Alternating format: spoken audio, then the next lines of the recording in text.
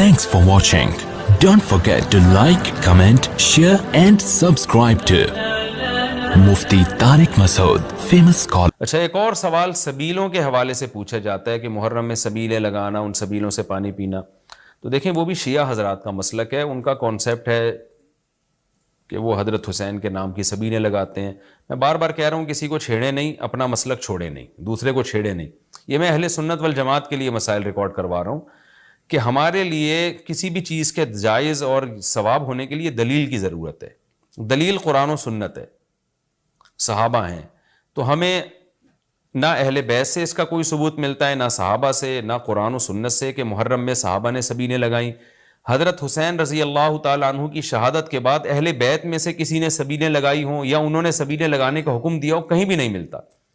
یہ عمل بھی بدعت ہے، ناجائز ہے، اس سے اجتناب کریں.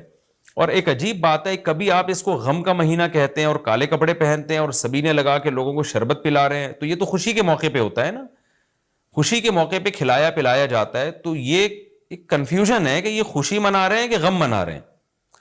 تو کھلانا پلانا خوشیوں کے موقع پہ ہوتا ہے، تو اس لیے آپ ان چیزوں سے اجتناب کریں، نہ سبیل لگائیں، نہ اس پہ کھڑے ہو کر پانی پئیں. جو لگا کے بیٹھا وہ اس کو چھیڑے نہیں، آپ تنگ نہ کریں، وہ اس کا مسئلہ ہے، اس کو چھوڑ دیں. دنیا میں بہت سارے فرقے ہیں، کس کس کو آپ قابو میں کریں گے؟ ملک میں انارکی پھیلتی ہے، ملک میں فسادات ہوتے ہیں. کسی سے نفرت کرنے کی ضرورت نہیں ہے، کسی کو ٹاؤنٹنگ کرنے کی ضرورت نہیں ہے، طنز تانے کی ضرورت نہیں ہے. جو لگا کے بیٹھا ہوا ہے لگائے، جو پی رہا ہے اس کو پینے دیں، چھیڑے نہیں. لیکن میں آپ کے لیے یہ کہہ رہا ہوں جو اس وقت میرا پروگرام سن رہے ہیں، اگر آپ قرآن و سنت ہی کو فالو کرتے ہیں، آپ اہل سنت والجماعت میں ہیں، یا تو میں بار بار کہتا ہوں پورے شیعہ ہو جائے نا. پھر آپ ڈبل مسلکوں پہ چلنا تو یہ دنیا میں کسی کا بھی اصول نہیں ہے کہ آدھا ادھر آدھا ادھر، وہ تو کہیں کا بھی نہیں ہوتا. یا تو پورے ادھر ہو جائیں یا پھر پورے اہل سنت والجماعت بن جائیں.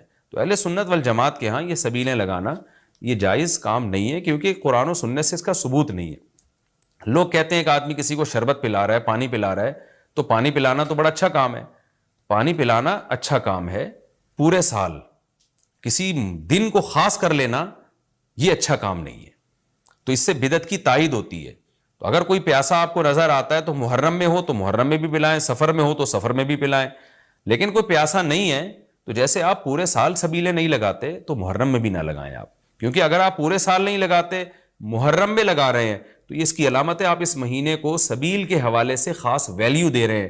تو اس ویلیو کی آپ کے پاس قرآن و سنت سے دلیل ہونی چاہیے. دلیل نہیں ہے تو ہمارے پاس دلیل ہے. نبی صلی اللہ علیہ وسلم نے فرمایا جو ہمارے دین میں کوئی بھی نئی چیز لے کر آئے گا، نبی نے فرمایا وہ مردود ہے، ہم نہیں اس کو ایکسیپٹ کریں گے.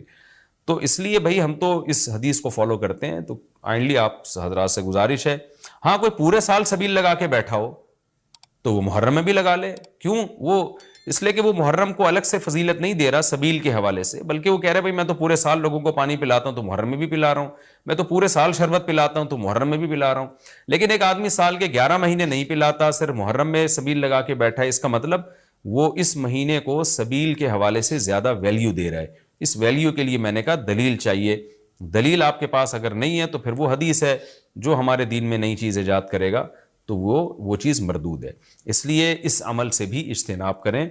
دیکھیں جنت